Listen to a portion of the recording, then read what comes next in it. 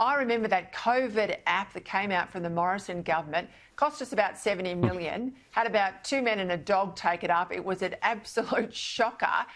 I'm not so confident the government's going to get this right. I'm worried about my information. What do you think?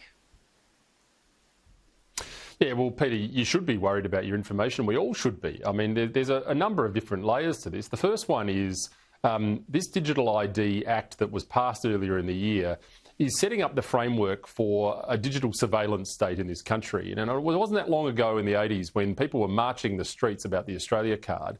Well, we've now seen the Australia card in digital form on steroids roll out, and many of us who opposed that bill going through made the warning that this would become mandatory very quickly. I mean, the Act says it doesn't, but this will creep into our everyday lives, and within months, the Albanese government is rolling out a new version of the same thing. So that's the first thing. People being tracked is the first thing. The second thing I'd say is I have no confidence in governments being able to keep our data safe. I mean, the private sector struggles enough. We've seen numerous data breaches over the private sector, and we've seen numerous on Parliament House hacks and all sorts.